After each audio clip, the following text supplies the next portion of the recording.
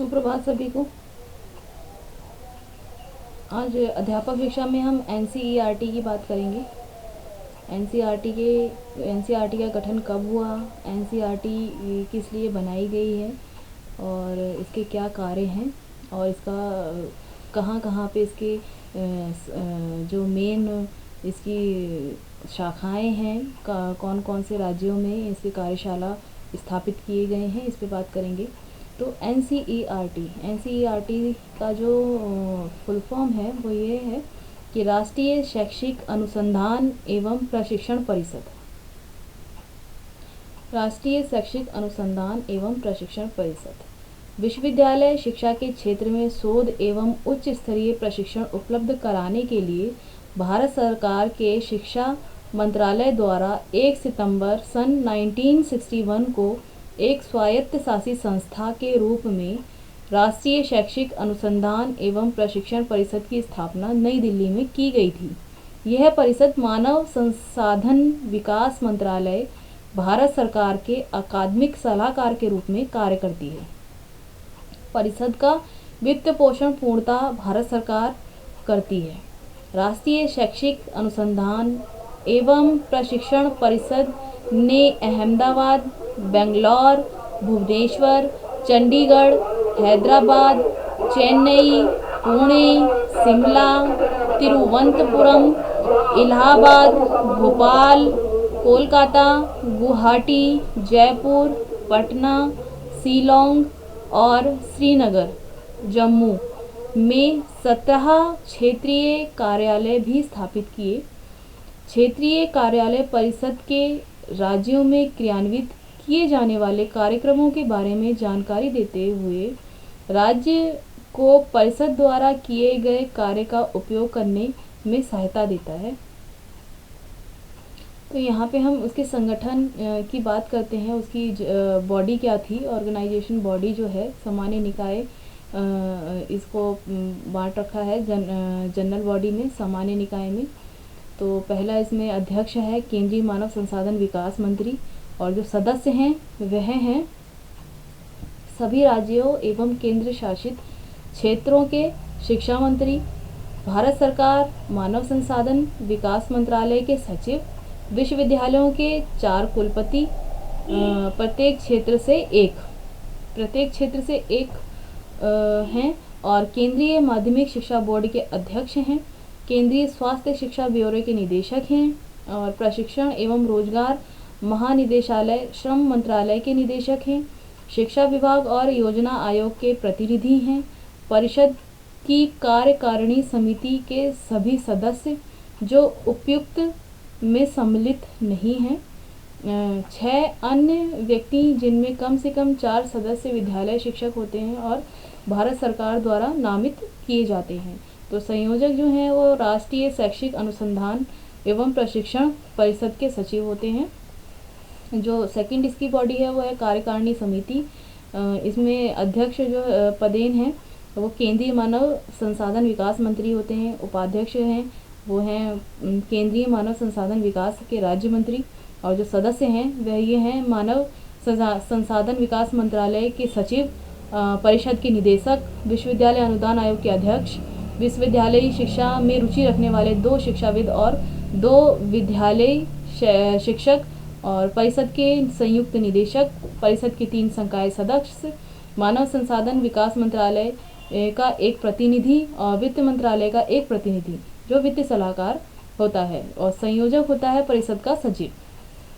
Next हम बात करते हैं यहाँ पे राष्ट्रीय शैक्षिक अनुसंधान एवं प्रशिक्षण परिषद के कार्यों की कि कौन से कार्य इसके द्वारा किए जाते हैं। तो राष्ट्रीय शैक्षिक अनुसंधान एवं प्रशिक्षण परिषद मानव संसाधन विकास मंत्रालय के शैक्षिक वर्ग के रूप में कार्य करता है। यह मंत्रालय समाज कल्याण मंत्रालय को विद्यालय शिक्षा से संबंधित नीतियों और बृहद कार्यक्रमों के निर्माण एवं क्रियान्वयन में सहायता करता है।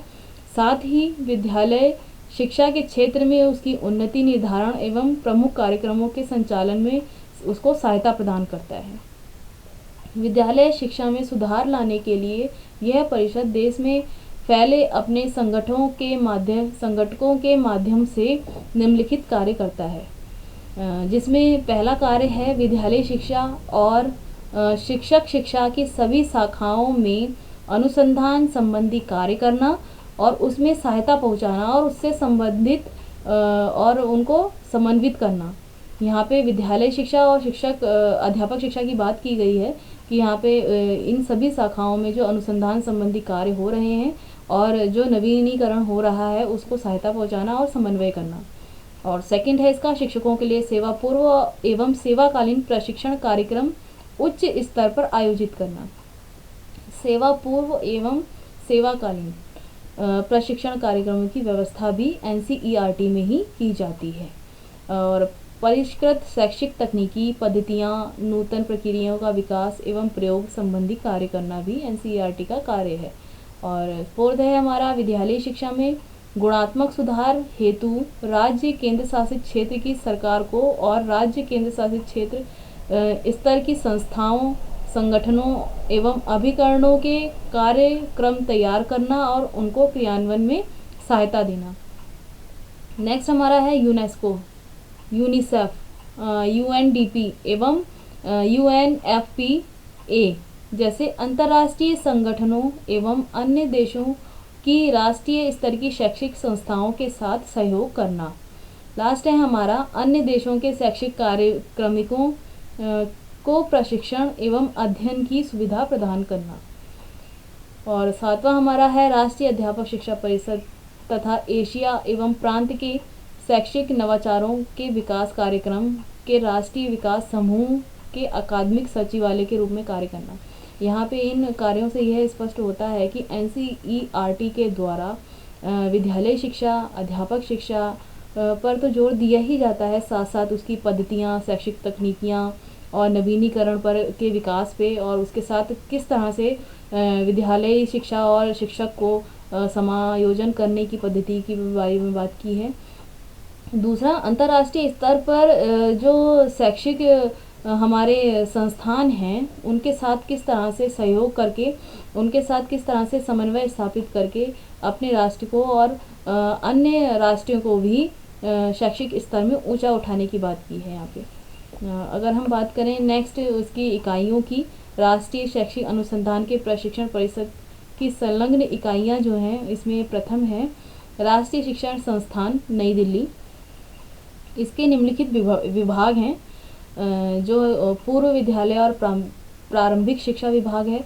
और नेक्स्ट है अनौपचारिक शिक्षा और अनुसूचित जाति अनुसूचित जनजाति विभाग, महिला अध्ययन विभाग, सामाजिक विज्ञान व मानविकी शिक्षा विभाग, विज्ञान और गणित शिक्षा विभाग, शिक्षक शिक्षा एवं विशिष्ट शिक्षा विभाग, शिक्षा मनोविज्ञान निर्देशन व परामर्श विभाग, मापन मूल्यांकन सर्वेक्षण व दत्त विश्लेषण का विभाग, पुस्तकालय प्रलेखन व सूचना विभाग, कार्यशाला विभाग, क्षेत्र तथा प्रसार सेवाओं का विभाग, प्रकाशन विभाग, योजना, प्रोग्रामिंग, अनुवीक्षण और मूल्यांकन विभाग, अंतर्राष्ट्रीय संबंध का एक विभाग है।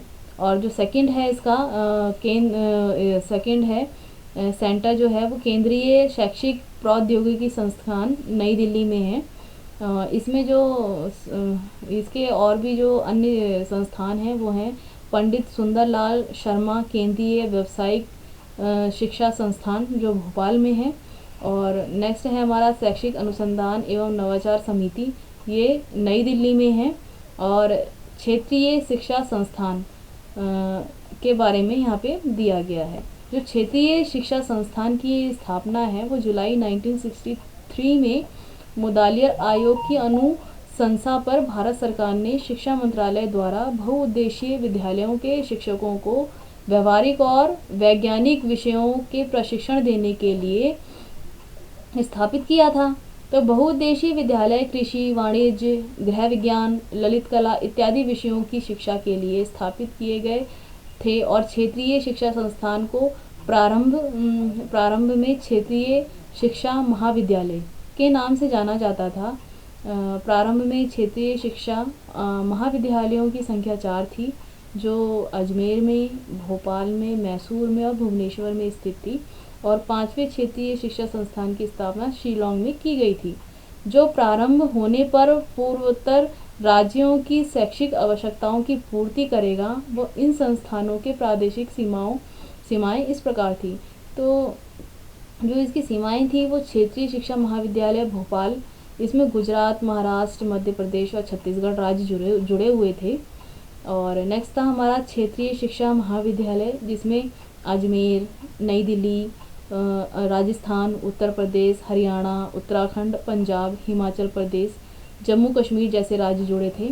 और क्षेत्रीय शिक्षा महाविद्यालय मैसूर, इसमें आंध्र प्रदेश, केरल, तमिलनाडु, कर्नाटका राज्य जुड़े थे।